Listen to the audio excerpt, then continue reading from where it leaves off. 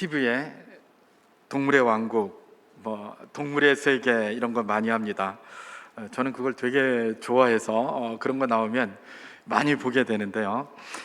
동물의 왕국 같은 것들을 하다 보면 그 배경이 되는 그 지역이 있습니다. 물론 다른 배경도 많이 있습니다만은 주로 케냐의 그 세렝게티 초원에 대한 그런 내용들이 많이 나옵니다.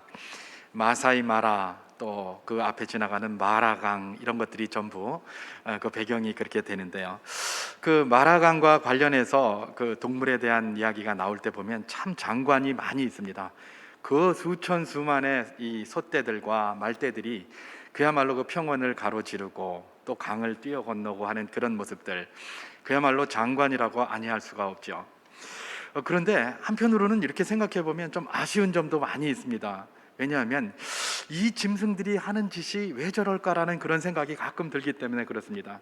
여러분 한번 상상해 보시고 또 생각해 보시기 바랍니다. 아마 다 보셨을 텐데 동물의 왕국 거기 보다 보면 마라강이 이렇게 있고, 마라강을 이 동물들이 이쪽으로 저쪽으로 왔다 갔다 합니다. 거기에는 누라는 조금 우리가 보기에 익숙하지 않은 그런 소도 있고, 또 얼룩말, 얼룩말들도 있는데, 이 학자들에 의하면 이 짐승들이 초지가 있으니까 여기 다 뜯어먹고 나면 저쪽에 풀이 자라면 그쪽으로 가고, 또 거기 다 뜯어먹고 나면 이쪽에 풀이 자라면 또 이쪽으로 오고 이렇게 한다고 하더라고요. 그래서 왔다 갔다 하는데, 그 문제는 뭐냐? 그 마라강 말입니다. 그 강에 보면 악어가 굉장히 많은 겁니다. 또 물살도 또 센 곳이 그렇게 있고 말입니다. 또 그 물만 건너면 끝이냐? 또 그것도 아니에요. 물만 건너고 나면 또 거기 무슨 이렇게 올라가야 될 언덕배기 같은 게 조그만 게 하나 있어가지고, 그야말로 이 짐승들이 이게 발굽으로 거기를 올라가기가 결코 쉬운 것이 아닌 것이죠. 그런데 여기에 수천 수만 마리의 짐승들이 그렇게 오르락 내리락 하게 됩니다. 장관은 장관이지만 그걸 하면서 거기서 죽어나가는 수천 마리의 그런 짐승들의 모습이 카메라에 이렇게 잡히는 것을 이렇게 보면서, 한편으로는 우리 사람의 생각에서 봤을 때 저것들이 왜 저렇게 어리석고 우스꽝스러운가, 이런 생각이 들 때가 참 많습니다. 물론 자기들끼리는 무슨 통화를 하는 것 같게 합니다. 그건 우리가 알 수 없는 일이 아니겠습니까? 자기들끼리 뭔가 소통을 하겠죠. 그런데 우리 사람의 관점에서 이렇게 봤을 때 저것들이 소통을 하면서 살아가는 사람인지 이해가 잘 안 되고 굉장히 어리석어 보이는 겁니다. 여러분, 사람의 관점에서 어리석다라고 할 때 어떤 것들을 어리석다고 하죠? 다양한 것에 대한 정의가 있을 수 있겠습니다만은 우리는 그런 것을 어리석다고 합니다. 어떤 것입니까? 실수를 자꾸 반복하는 것 말입니다. 실수를 한 번 저지를 수 있습니다. 한 번 실수는 병과 상사입니다. 그죠? 그런데 이걸 또 반복하고 또 반복하고 계속해서 반복하는 걸 우리는 뭐라고 얘기를 한다? 어리석다라고 그렇게 이야기를 할 수 있을 것입니다. 근데 이 동물들이 하는 걸 보면 계속해서 그런 어리석은 일들을 하는 것 같아요. 특별히 그 동물들이 이쪽으로 건너갈 때 어떻게 합니까? 앞에 몇 마리는 그 앞에 무슨 초지를 보고 건너가겠죠. 초장을 보고. 그런데 가만히 보면 뒤따라가는 그 동물들은 어떻게 합니까? 그냥 앞에서 뛰니까 그냥 막 따라서 뛰는 겁니다.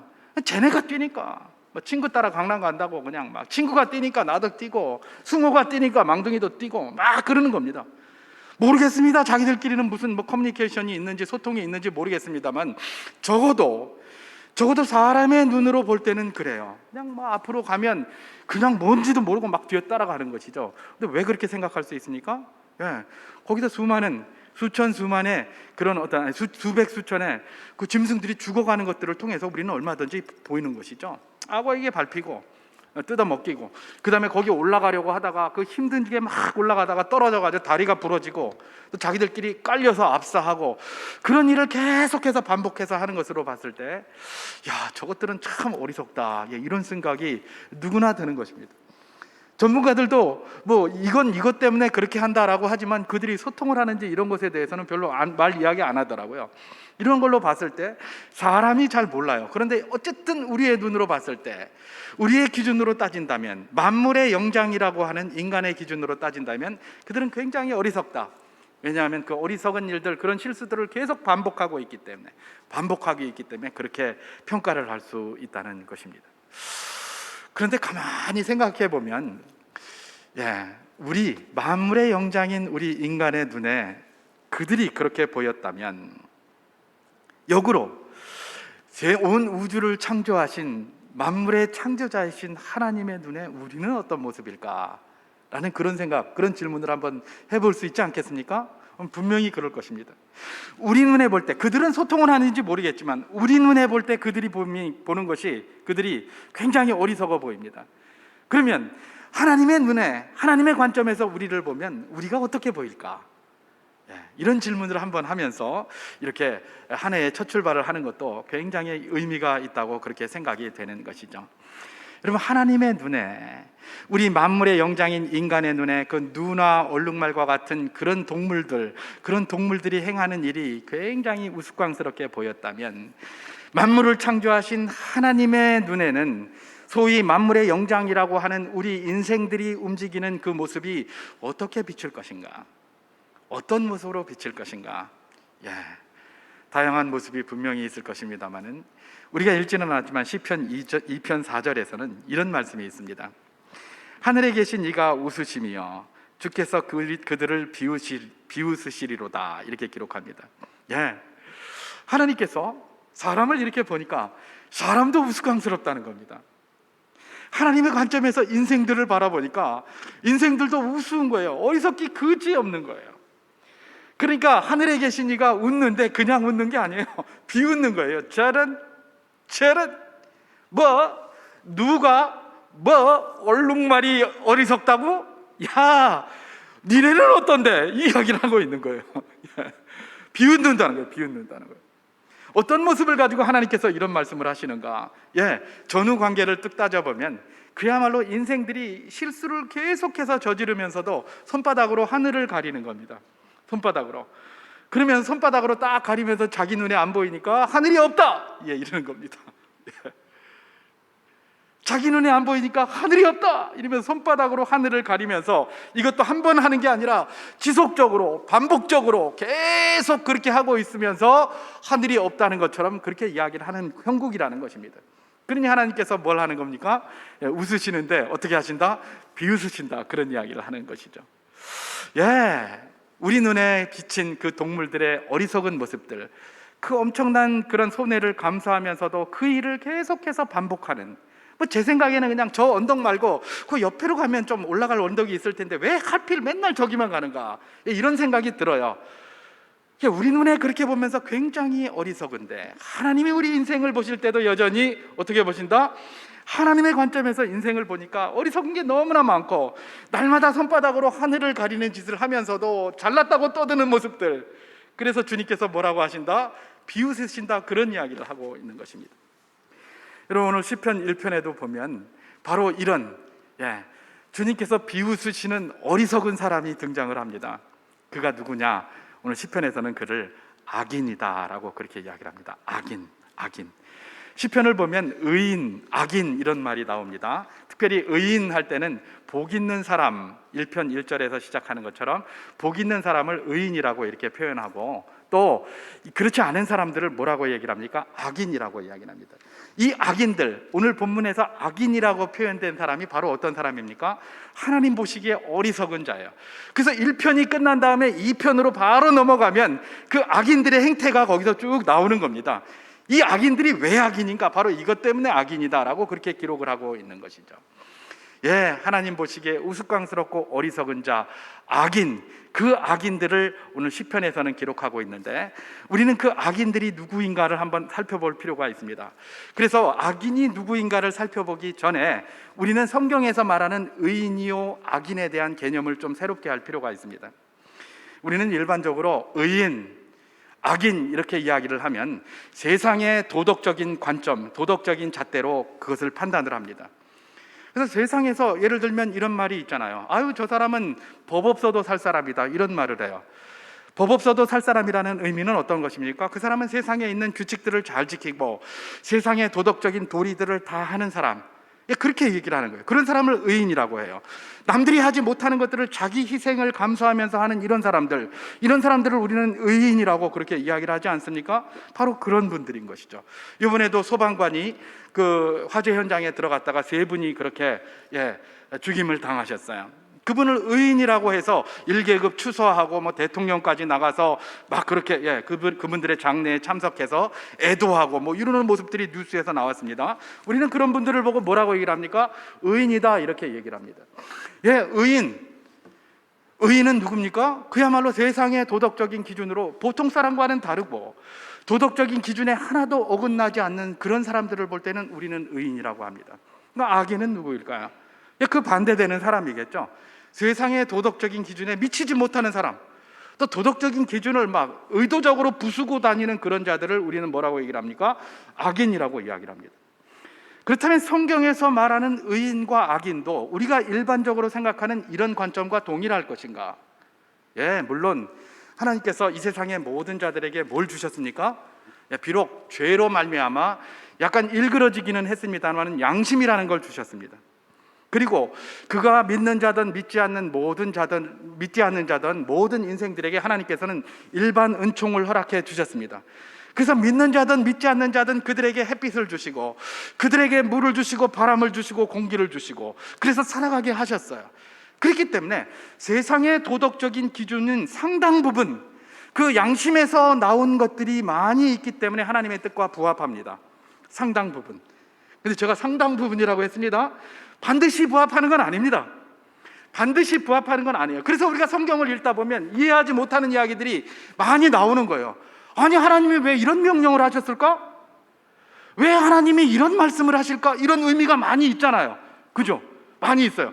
아까 우리가 그 교동문에서 읽었습니다만 교동문에도 보면 암사슴의 뭐 태를 낙태케 하시고 이런 것들만 나와요. 그죠? 아니, 왜 이게 무슨 말인가 이게? 왜 이런 말씀을 하시는가? 우리 이성적으로 세상적인 도덕적인 판단 기준으로 이해 못하는 일들이 많이 있는 것이죠. 이게 바로 무엇입니까? 우리가 이게 헷갈리고 우리가 혼동하게 되는 부분입니다. 그것은 바로 무엇이냐? 성경에서 말하는 이런 의롭다, 의인이라고 하는 것과 성경에서 말하는 악인이라고 하는 것과 우리가 가지고 일반적으로 생각하는 세상적 도덕적 기준과 조금 차이가 있다는 것을 엄밀하게 보여주고 있는 것입니다. 그렇습니다. 그렇다면 성경에서 말하는 의인은 누구이고 성경에서 말하는 악인은 누구란 말인가? 여러분, 성경에서 말하는 의인은 누구입니까? 성경에서 말하는 의인은 그야말로 하나님의 말씀대로 살아보려고 몸부림치는 사람입니다. 하나님의 말씀에 순종하는 사람일 뿐만 아니라 그 말씀대로 살아보려고 몸부림치는 사람입니다. 제가 순종하는 사람만 이야기하지 않고 몸부림치는 사람도 같이 이야기했습니다. 여러분, 우리가 이런 말 합니다. 정직한 사람이다 이렇게 얘기를 합니다. 여러분, 정직한 사람은 항상 바른 일만 하는 사람일까요? 기본적으로 그럴 겁니다. 정직한 사람은 항상 바른 일만 기본적으로 합니다. 그런데 정직한 사람이라고 할 때 항상 바른 일만 하는 사람을 이야기하는 것은 아닙니다. 그럼 어떤 사람입니까? 내가 때로는 실수도 할 수도 있어요. 내가 때로는 일을 잘못하고 때로는 부정직한 일을 할 수도 있어요. 그런데 그런 것들을 깨달았을 때 이 사람들이 어떤 사람이냐가 중요합니다. 정직한 사람은 내가 실수하는 것을 깨달았을 때 실수했다고 인정하는 사람이 정직한 사람입니다. 내가 실수했다는 것들을 알고 사죄하고 회개하는 사람이 정직한 사람이에요. 정직한 사람은 모든 것들을 부정직하지 않게 행동하는 그런 사람도 정직한 사람이지만 때로는 실수해서 부정직한 일을 저지르고 때로는 잘못을 했을 때 그걸 깨닫고 잘못을 사과하고 잘못했다고 인정하고 자기가 회개하고 이러는 사람이 정직한 사람이에요. 그 부정직한 사람은 어떤 사람일까요? 그런 걸 관계치 않는 사람이죠. 정직한 일을 행하지 않을 뿐만 아니라 의도적으로 알면서도 행하지 않는 거예요.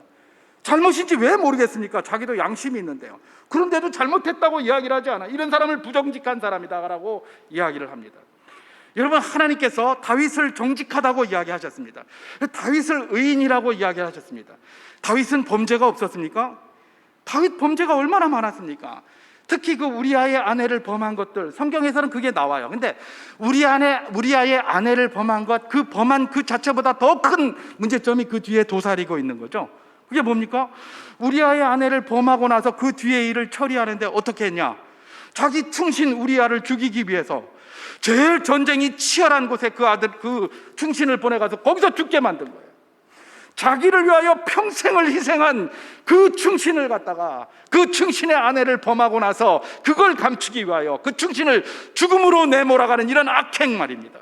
이런 악행을 누가 했어요? 다윗이 했어요. 그럼에도 불구하고 하나님은 다윗을 이 악인이다라고 이야기하지 않으셨어요. 그를 여전히 의롭다고, 그를 여전히 정직하다고 칭해 주셨습니다. 왜요? 그 잘못을 나단 선지자로부터 지적받았을 때 그가 했던 모습이 성경에 잘 기록되어져 있지 않습니까? 정결한 마음 주시옵소서. 주님, 정직한 영을 새롭게 하여 주시옵소서. 나를 주님 앞에서 멀리하지 마시고 주의 성령을 내게서 거두지 마시옵소서. 그 자기가 잘못된 것을 인정하고 자기가 잘못된 것을 사죄하며 자기가 잘못했던 것들을 회개하는 그 다윗의 모습, 그를 하나님이 정직하다고 하신 것입니다. 지구상에 있는 모든 사람 중에 내 마음에 맞는 자다, 내 마음에 합한 자다라고 그래서 다윗을 칭해 주셨던 것입니다. 다윗이 죄가 없고 범죄가 없고 부도덕함이 없어서 그런 게 아닙니다. 죄가 있을 때 죄를 인정하고 부도덕함을 인정하고 회개했기 때문에 하나님이 그렇게 하시는 것 아니겠습니까? 바로 그것입니다. 그래서 제가 의인이라고 이야기할 때에 이 의인은 기본적으로 누구다? 하나님의 말씀에 순종하는 사람입니다. 그리고 또 어떤 사람이라고요? 순종하려고 몸부림치는 사람입니다. 순종하려고 몸부림치는 사람의 특징이 뭘까요? 내가 하나님의 말씀에 순종하지 못했을 때 그게 너무 마음이 아픈 겁니다. 내가 모르면 모르겠는데 그게 깨달아집니까? 기도할 때마다 하나님께서 너 왜 순종하지 않았냐라는 그런 깨달음을 줍니다. 그러면 그걸 가지고 잠을 자지 못합니다. 하나님, 내가 이렇게 또 실수를 했군요. 내 죄악을 용서하여 주시옵소서. 내가 내일은 또 열심히 한번 살아보겠습니다. 이러는 거예요. 하나님 말씀대로 살려고 몸부림치는 자, 이런 자를 뭐라고 얘기를 한다? 성경에서는 의인이다, 그렇게 얘기를 합니다. 그러면 악인은 누구입니까? 악인은 뭐 이 반대가 되겠죠, 그죠? 하나님의 말씀에 순종하지 않는 삶, 순종하지 않는 삶이라는 건 다른 게 아니에요. 뭐 그냥 막 하나님 말씀 이거 했는데 내가 안 했다, 이게 아닙니다. 순종하지 않는다는 말은 내 생각대로 하는 거예요. 내 생각대로 살아가는 거예요. 이게 순종하지 않는 삶이에요. 내 소견에 오른 대로, 내 소견에 오른 대로. 사사기가 설명해 주잖아요. 그때 왕이 없으므로 사람이 제 소견에 오른 대로 행하였더라. 하나님이 왕으로 우리 10년 가운데 좌정을 안 하고 있는 거예요. 그러니까 자기 소견에 오른 대로 막 살아가는 것이죠. 이런 것을 악인이라고 합니다. 뿐만 아니라 그야말로 공격적으로 하나님의 말씀에 적극적으로 대적하는 겁니다. 적극적으로 대적하는 자, 그냥 안 살아보려고 하나님 말씀대로 오히려 막 대적하면서 이런 자가 악인이에요. 요나 같은 자가 대표적으로 그런 모습을 보였었어요. 그죠? 하나님이 느니웨로 가라 그랬는데 정면으로 대적하면서 나는 안 가겠습니다 그러면서 막 다시스로 열심히 간 겁니다. 이런 자가 뭐예요? 악인의 모습이라는 겁니다. 악인. 뭐 요나는 그래도 하나님의 선지자인데 악인이라고 할 수 있냐? 아니요. 하나님의 선지자라도 악인의 모습을 여전히 가지고 있다는 겁니다. 여러분, 왜 우리가 이런 말씀을, 우리가 다 의인들인데 하나님 앞에 왜 이런 말씀을 들어야 됩니까? 우리도 의인이지만 언제든지 악인의 모습이 우리 가운데 드러날 수 있기 때문에 그런 것 아니겠습니까? 바로 그것입니다. 악인은 다른 자가 아니라 하나님 말씀대로 살려고 하지 않고 지 소견에 오른 대로 살고 오히려 하나님의 말씀인 줄 알면서도 의도적으로 그것을 부수려고 하는 그 자가 뭐다? 악인이다, 그렇게 이야기를 하고 있는 것입니다. 하나님은 그 악인을 갖다가 어리석다고 이야기를 하는 겁니다. 왜요? 손바닥으로 하늘을 거리면서 악을 행하면서도 자기가 아무런 의미가 없어요. 아무 뭐 저항도 없고 아무것도 없어요. 그러니까 괜찮은가벼 이러고 살고 있는 것이죠. 손바닥으로 하늘을 가리려고 하는 그것에 대해서 하나님께서 웃으시면서, 하늘에서 웃으시는데 그 웃으심이 어떤 웃으심이에요? 비웃으십니다. 비웃으시도다라고 2장 4절에서 시편 2편 4절에서 그렇게 이야기를 하고 있는 것입니다. 이 악인들의 말로에 대해서 어떻게 오늘 본문이 설명을 하고 있습니까? 악인들의 말로에 대해서는 1편 6절에서 이렇게 얘기를 합니다. 무릇 의인들의 길은 여호와께서 인정하시나 악인들의 길은 망하리로다. 악인들은 그야말로 바람에 나는 겨와 같이 정함이 없이 휘둘리며 여기저기 왔다 갔다 합니다. 세상에서 이게 좋다 그러면 거기 가고 저게 좋다 그러면 거기 갑니다. 정함이 없습니다. 근데 좋다는데 다 따라가는 거예요. 여기 가서 저 소리하고 여기 가서 이 소리하고 뭔가 좀 된다고 생각되면 정함이 없어요. 막 여기저기 다 따라다니는, 굉장히 멋있어 보여요. 그런데 가만히 지나보면 그 사람은 결국은 뭐예요? 망한다는 거예요. 망하리로다. 그게 악인의 길이기 때문에 그래요. 악인들의 결국은 망한다. 그 길이 악인의 길이다. 그럼 도대체 악인의 길이 뭘까? 뭐 악인이 하나님의 말씀대로 안 살려고 하고 지속연에 옳은 대로 살려고 하고, 그 다음에 악인이 어떤 거예요? 하나님의 말씀에 정면으로 대적해서 살려고 하는 사람들이니까 당연히 그런 길이 아니겠는가? 예, 맞습니다. 근데 오늘 본문에는 가만히 들여다보면 이 악인들이 걸어가는 길을 몇 가지 보여주고 있습니다. 그 몇 가지 길의 행태를 잠깐 한번 살펴보면 1절에 보면 이런 말씀이 있습니다. 제가 다시 한번 봉독해 보도록 하겠습니다. 복 있는 사람은 악인들의 꾀를 따르지 아니하며 죄인들의 길에 서지 아니하며 오만한 자들의 자리에 앉지 아니하고, 이렇게 되어 있습니다. 여기 보면 악인들의 꾀, 죄인들의 길, 오만한 자들의 자리, 이렇게 세 가지가 구분되어져 있습니다. 여기서 악인이 따로 있고 죄인이 따로 있고 오만한 자가 따로 있는 게 아닙니다. 다 악인입니다. 다 악인. 다 악인인데 이들이 행하는 모습에 따라서 악인들의 길, 악인들의 꾀, 죄인들의 길, 오만한 자의 자리, 이렇게 시편 기자가 표현했다고 보면 정확합니다. 그러면 악인들의 꾀는 뭘까? 이건 말 그대로 꾀입니다. 꾀. 머릿속에서 음모를 꾸며대는 거예요. 어떻게 음모를 꾸며댑니까? 그 음모 꾸며대는 정확한 이야기가 바로 그 밑에 있는 시편 2편 몇 절입니까? 2절에서 3절에 잘 기록되어져 있습니다. 제가 한번 봉독해 보겠습니다. 세상의 군왕들이 나서며 관원들이 서로 꾀하여 여호와와 그의 기름 부음 받은 자를 대적하며 우리가 그들의 맨 것을 끊고 그의 결박을 벗어버리자 하는도다. 서로 꾀하는 겁니다. 지금 악인들의 꾀입니다. 악인들이 뭘 꾀합니까? 여호와와 그의 기름 부음 받은 자들을 대적하며 그들의 맨 것을 끊고 그 결박을 풀어버리자, 이런 이야기를 합니다. 다시 말해서 하나님의 백성들을 어떻게 하는 겁니까? 대적하는 거예요. 하나님의 백성들이 말씀대로 살지 못하게 대적하고 계속해서 그러면서 그것들을 그만 놔두는 게 아니에요. 결박을 끊고 저것들을 그냥 해보자, 이렇게 하는 거예요. 여러분, 여기서 악인들의 꾀라는 것은 무엇입니까? 하나님 말씀대로 살려고 하는 사람들, 하나님 말씀대로 사는 것에 대해서 조롱하고 저것들을 어떻게 없애버릴까라고 하는 것이 바로 그 악인들의 꾀입니다. 악인들의 꾀. 요즘 코로나 시국이 되어서 교회가 예배하는 것에 대해서 수많은 악인들의 꾀가 있죠. 어떻게든 예배 못 드리게 하려고 수많은 악인들의 꾀가 줄줄줄줄 나오고 있습니다. 그들의 말은 정당성이 없는 말들은 아니에요. 정당성을 빗대 가지고 쭉 이야기를 하는데 그 뒤에는 뭐가 있습니까? 코로나 때문에 그러는 게 아니에요. 교인들이 모여서 예배 드리고 하나님 앞에 경배하는 게 싫은 거예요, 그 사람들은. 그러니까 그런 이야기를 해요.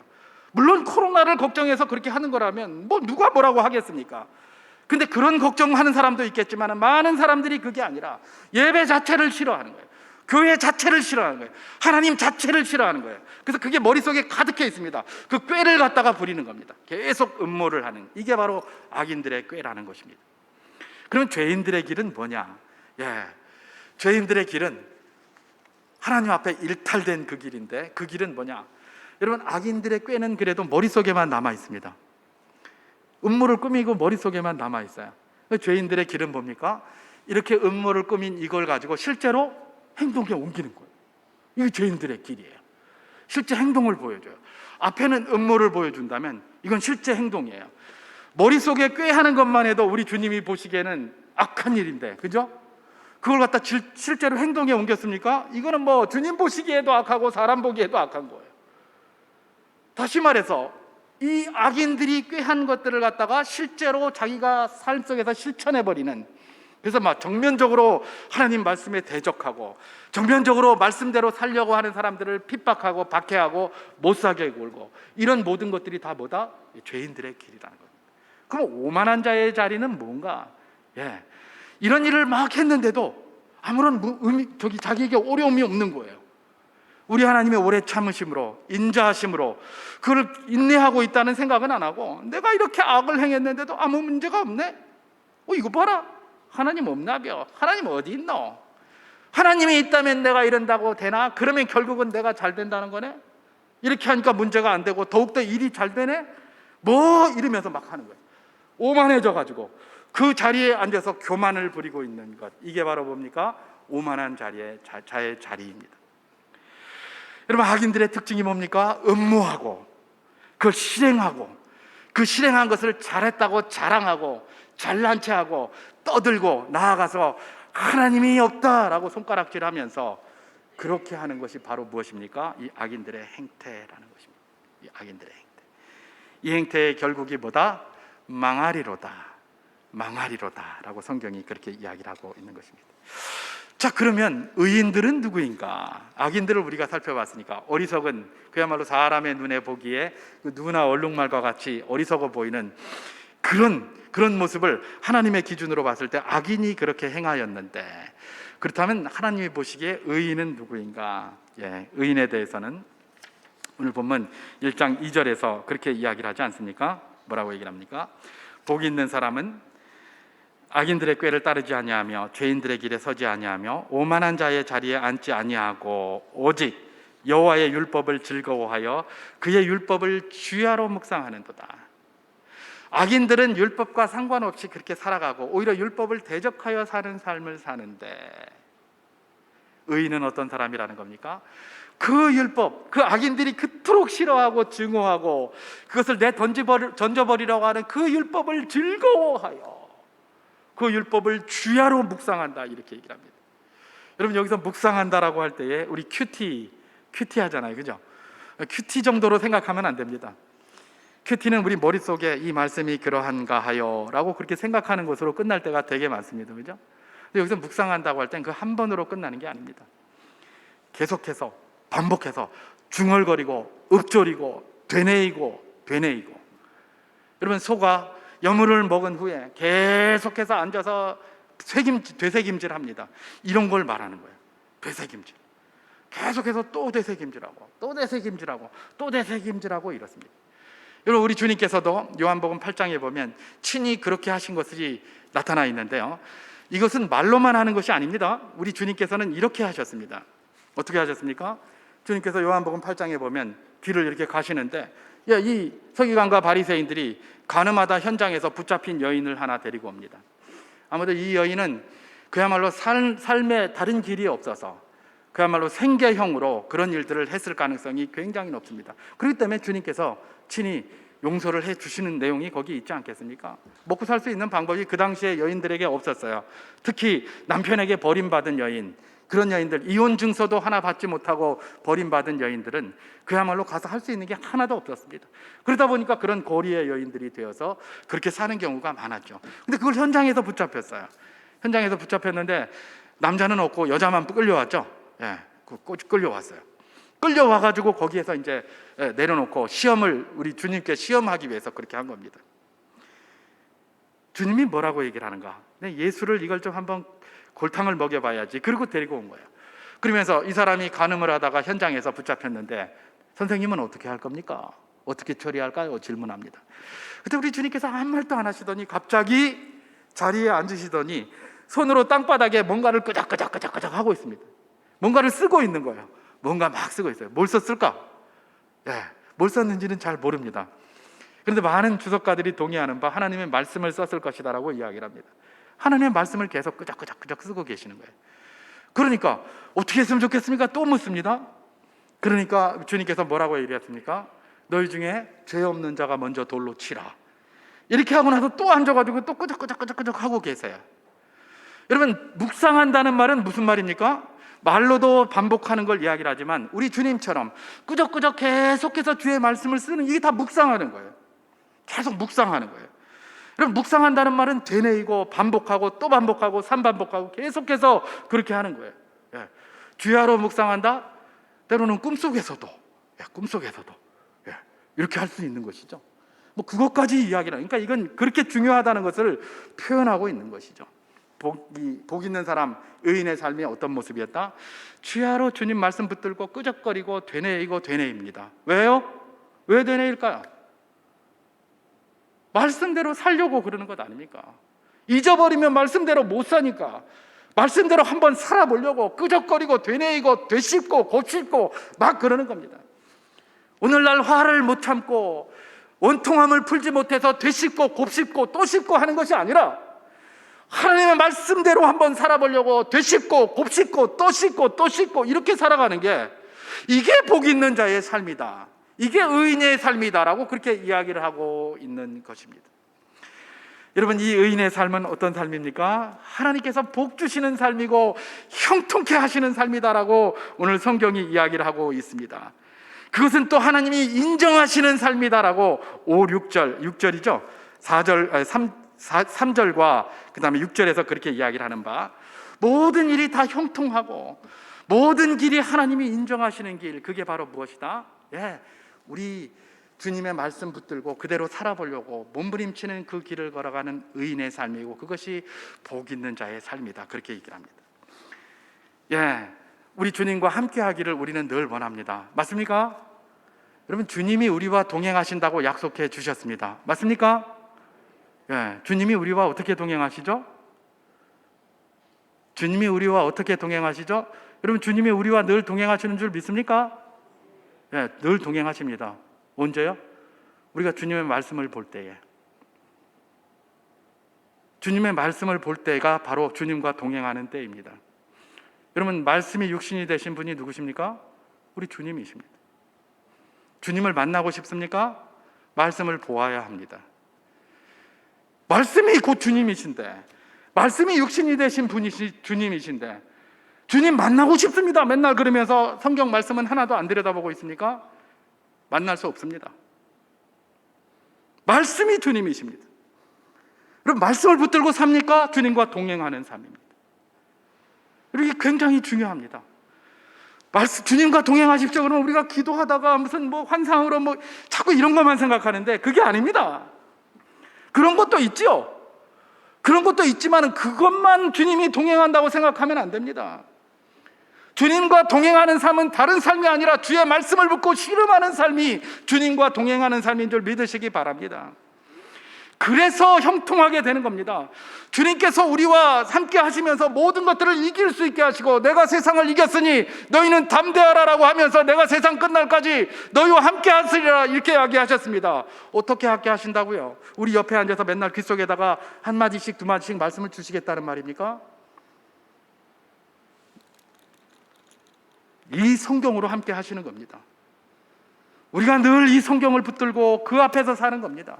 이 말씀 앞에 우리를 세우는 겁니다. 이게 바로 코람데오의 삶이고 하나님과 동행하는 삶이고 하나님의 은혜를 누리는 삶인 거예요.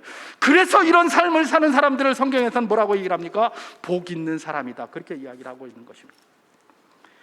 여러분, 오늘 복 있는 사람, 삶의 정황을 한번 살펴보면서 마치도록 하겠습니다. 오늘 본문 1절에 보면 복 있는 사람이라는 말은 단수로 쓰였습니다. 그리고 복 있는 사람의 주변에 있는 사람들을 다 악인들, 죄인들, 오만한 자들, 이렇게 기록하고 있습니다. 여러분, 저는 이것을 보면서 그런 그림을 한번 그려봅니다. 어떤 그림입니까? 여기 복 있는 사람 하나 있어요. 단수잖아요. 그런데 내 옆에는 악인들 있고 죄인들 있고 오만한 자들이 있는 거예요. 내가 말씀대로 한번 살아보려고 하는데 악인들이 막 조롱하고 꾀를 부리고, 그죠? 죄인들이 막 나쁜 대로 끌어들여서 행동하려고 하고, 오만한 자들이 하나님이 어디 있노? 니 아직도 예배드리나? 니 코로나 온상 아이가? 교회 개독 아이가? 이래가면서 말입니다. 온 천지의 악인들이 완전히 둘러싸여 있는 거예요. 여러분, 오늘날 우리가 살아가고 있는 현상이 바로 이런 형국입니다.